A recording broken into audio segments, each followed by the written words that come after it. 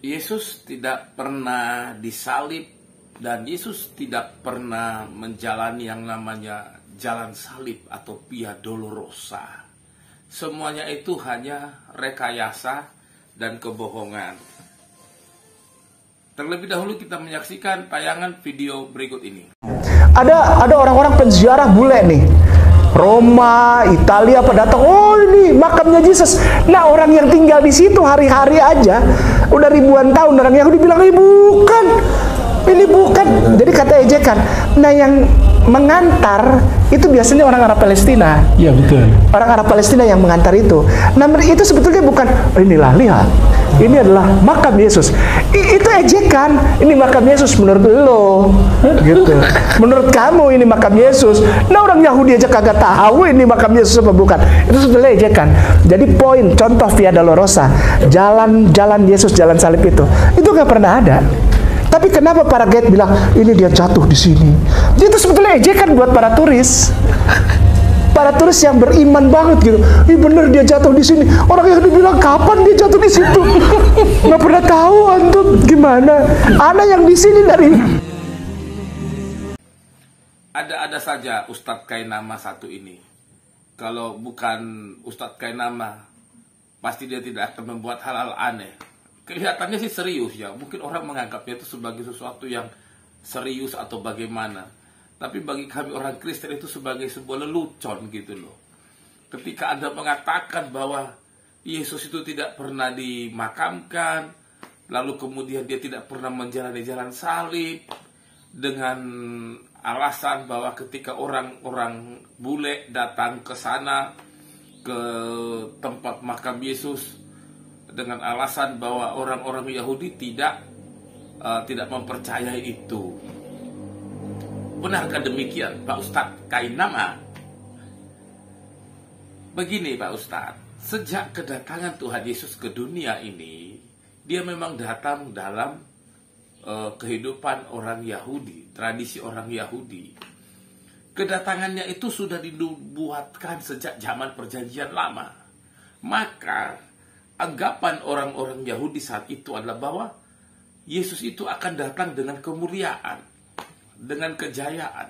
Tapi pada saat Yesus lahir ke dunia, dia justru lahir dari seorang perempuan biasa. Bahkan ayahnya seorang tukang kayu. Jauh dari ekspektasi orang Yahudi. Sehingga ketika Tuhan Yesus melayani di dunia ini, bahkan walaupun dia melakukan berbagai macam mujizat, bahkan walaupun dia mengajarkan tentang kerajaan Allah yang sebenarnya, bahkan ketika dia mengatakan bahwa dia adalah juru selamat, orang-orang Yahudi itu tidak percaya, nggak yakin gitu loh. Karena apa? Dari awal kedatangan Tuhan Yesus itu jauh dari ekspektasi mereka. Tapi kalau ditanya kepada mereka, apakah dari seluruh orang Yahudi tidak ada yang Kristen? Kan tidak. Artinya ada yang beranggapan seperti itu, tapi ada juga yang tidak beranggapan seperti itu. Lalu yang menjadi pertanyaan, mengapa kemudian ada orang-orang Yahudi yang mengatakan, atau Anda lah ya, Anda sendiri yang mengatakan bahwa Yesus itu tidak pernah dikuburkan. Yesus itu tidak pernah mengalami namanya penderitaan di Via Dolorosa atau jalan menuju penderitaan menuju Bukit Golgota itu. Alkitab dengan tegas mencatat bahwa semua kisah mulai dari nubuatan kelahiran, sebelum kelahiran Yesus sampai dia lahir, sampai dia melayani, sampai kemudian dia mengalami penderitaan, bahkan dia disalib, bahkan dia sampai naik ke sorga. Itu semuanya lengkap di Alkitab.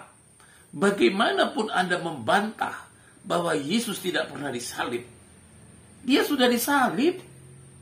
Bagaimanapun Anda membantah bahwa Yesus tidak pernah mengalami penderitaan, dia sudah melewati semua itu. Kalau Anda nggak percaya ya silahkan, itu hak Anda. Tapi kan Anda bukan orang Kristen, lalu kemudian ngurusin tentang Yesus. Anda kan akhirnya sok tahu jadinya. Kalau benar-benar tahu nggak apa-apa. Tapi kalau sok taunya itu juga tidak dibarengi dengan keingintahuan yang benar, akhirnya jadi sok tahu yang akhirnya menjadi tidak tahu apa-apa gitu loh. Saya mau beritahu kepada Anda bahwa pada saat Tuhan Yesus itu bangkit dari kematian, itu ada usaha-usaha untuk menyangkal fakta bahwa Yesus itu sudah bangkit. Saya mau baca bagi kita dari Matius 28 ayat 11 sampai ayat yang ke-15. Baca ini ya. Dengar baik-baik. Dusta mahkamah agama. Ketika mereka di tengah jalan, datanglah beberapa orang dari penjaga itu ke kota dan memberitahukan segala yang terjadi itu kepada imam-imam kepala.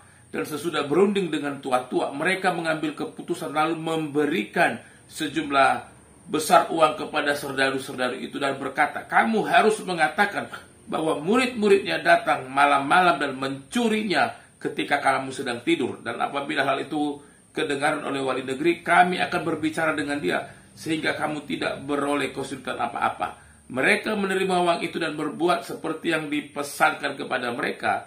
Dan cerita ini tersiar di antara orang Yahudi sampai sekarang ini. Anda dengar ini, Pak Ustadz Kainama? Dikatakan bahwa cerita ini tersiar di antara orang Yahudi sampai sekarang ini. Berarti yang Anda dengar, yang Anda tahu itu adalah kabar bohong. Kabar yang dimunculkan oleh para mahkamah agama dengan menyogok para serdadu-serdadu dan mengatakan bahwa mayat Tuhan Yesus itu dicuri. Dan itulah yang Anda yakini sampai hari ini. Bagaimana? Coba dipikir ulang. Mari kita berbicara tentang agama kita masing-masing aja lah. Nggak usah lagi Anda capek-capek sok mau buat meyakinkan kami orang Kristen bahwa Yesus itu nggak pernah mati. Pastilah kami lebih tahu dari Anda. Jadi Anda cukup dengan dakwalah tentang agama Anda, biar kami dakwah tentang agama kami. Salam damai, Tuhan Yesus memberkati.